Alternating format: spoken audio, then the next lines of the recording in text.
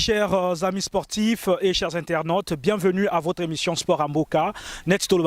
Que Sport Amboka est là pour soutenir les sportifs congolais de partout qu'ils soient. Sport Amboka, nous vous donnons la parole où que vous soyez. Alors nous avons promis donc avoir le jeune Nardi, Nardi qui est sacré champion d'Afrique de karaté, moins de 67 kilos à Yaoundé au Cameroun.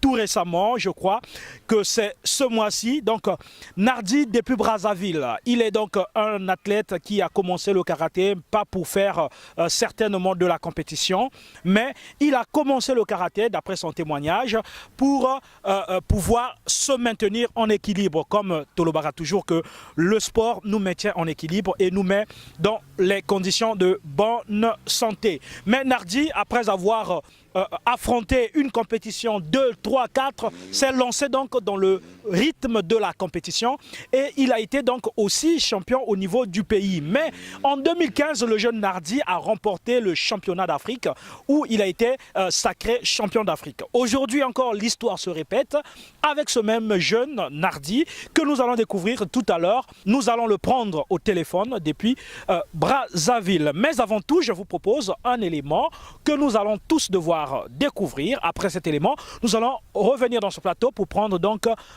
le champion d'Afrique congolais Nardi qui va donc nous parler de ce temps fort où il a eu à être sacré champion d'Afrique de karaté. Suivant.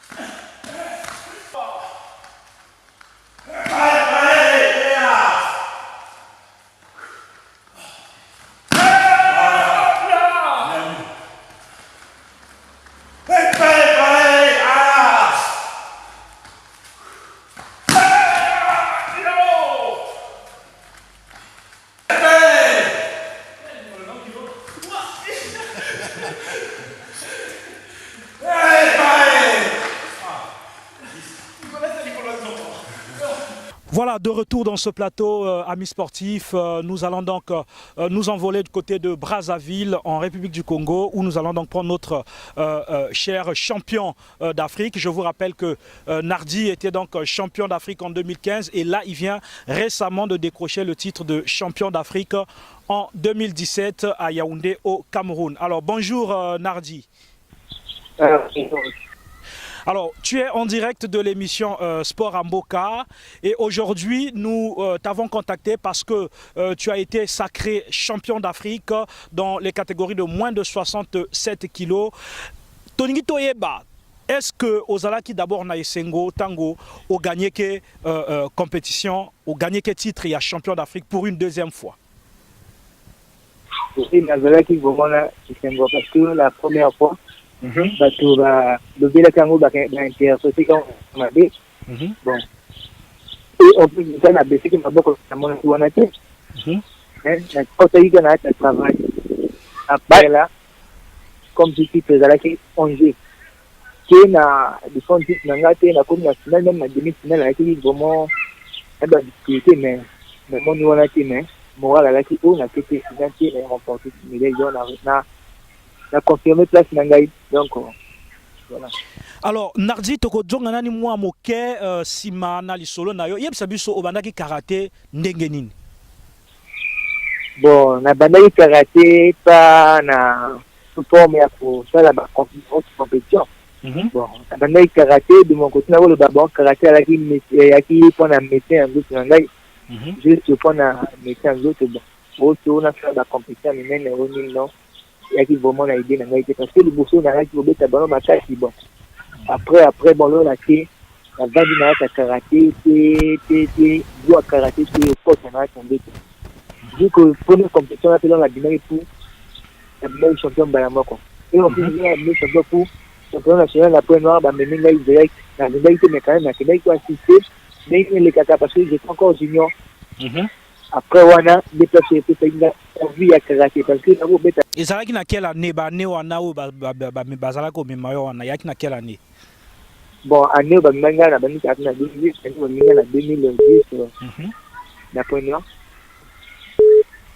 Et là où, on a comme vraiment envie à faire la plus que pour nous aller penser donc, ou à karaté, côté de la Alors, tango au outil Pointe-Noire, comme tu viens de le dire, et puis bah intéressé on a la compétition.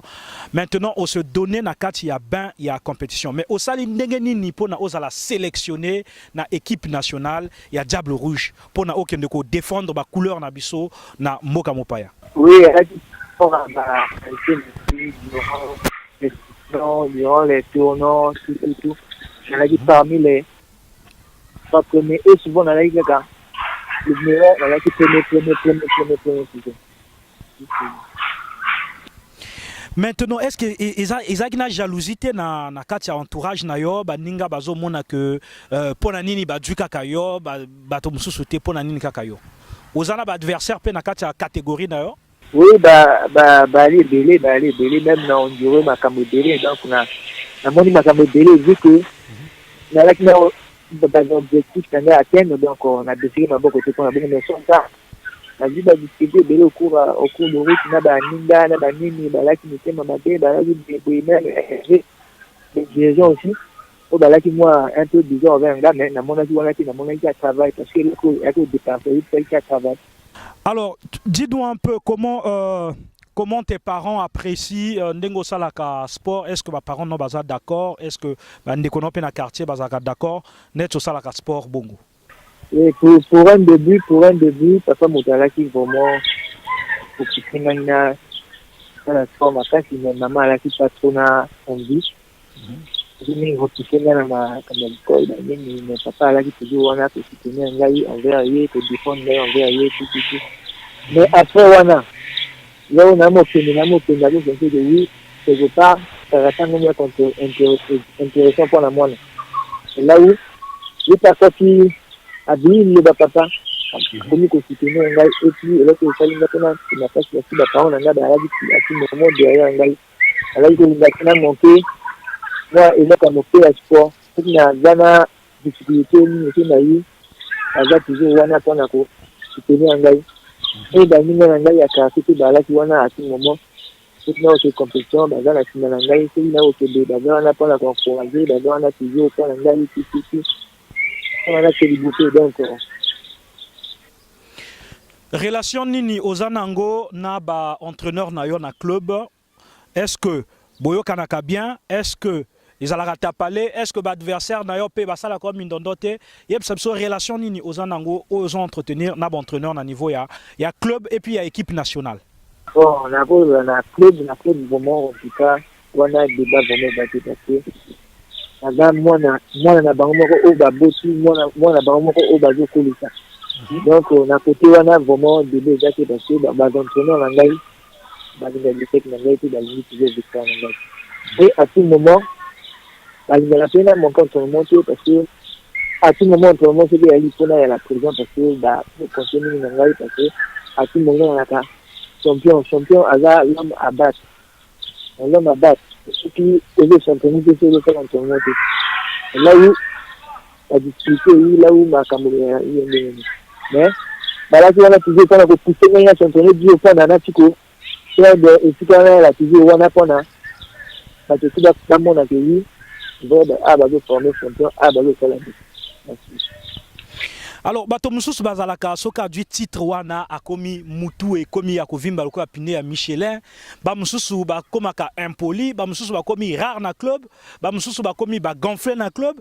Est-ce que eza comportement yo ozo ko adopter ou okozelo adopter un jour ndengo komi 2 fois champion d'Afrique?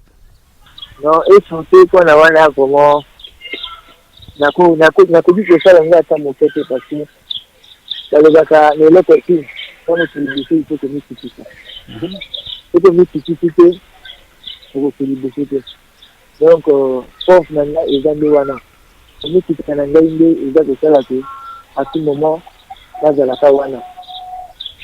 d'entraînement na ngai c'est ça que fait la direction moment na la ka conforme à toujours imbattable et là où force na ngai est minimum mais c'est une affaire comme appétence une affaire comme une algo na la commune ça le loi na ça les juste donc voilà vraiment c'est aussi ma côté à donc comme ça m'appétable aussi dans mon entraînement c'est pas de mon genre donc loin de là.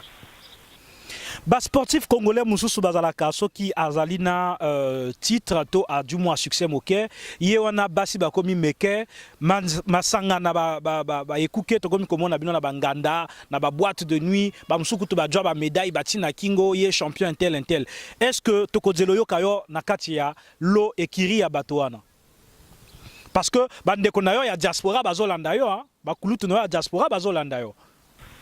Oui, mais pour la Koulanda, les objectifs, on a la position on a la position on a mis même la société. Bien sûr, la chose, mais on a commis à niveau haut, on a la limite. Donc, on a compris que ma peut-être la limite. Mais bateau tout le monde a la fois que ma sanga, mais deuxième dans la parole en gaï. Comme dit dans notre société, on parle de l'euro, parce qu'on a dit, moi, nous sommes 18h, 19h. 20h au plus tard, il faut faire la même chose dans téléphone, d'aller la place une place une donc on a mesure à sécurité. Donc, il y a un moment, écoutez, on a la bêtise. Nous avons fait à côté, nous avons vraiment, on a intéressé de vraiment là, ça m'a cambo à terre. Parce que la minute, on a tenu que ceux qui, pour les invités, pour les battre que les champions, c'est la fête à Lyon. C'est là qui se met. Yango pe comme makane longité. Ah oui, il commence à donner le métier, parce que ceux qui est bien là, qui n'ont pas de tout, aïe d'ailleurs, par exemple, donner ça, ne pas découvrir, il a pour découvrir. C'est lui qui nous a, pour la sorte, pour la créer, que ça, c'est le but qu'on va mettre tant la palmarès, sinon on a fait une minute. Donc, on a vraiment, vraiment, le fameux vraiment dans la ligne. Alors Nardi ba ndeko na yo ya diaspora ba kulutu ba ninga baza kolanda yo ba yebi que outi kobima champion d'Afrique net outi koloba que président Jean Mayembo ya Gispa mabenga kiyo et puis président et puis Herbelem Bongo pe ya benga kiyo tamsu ba ndeko msusu pe ba kotinda ya bango ba mot de félicitations.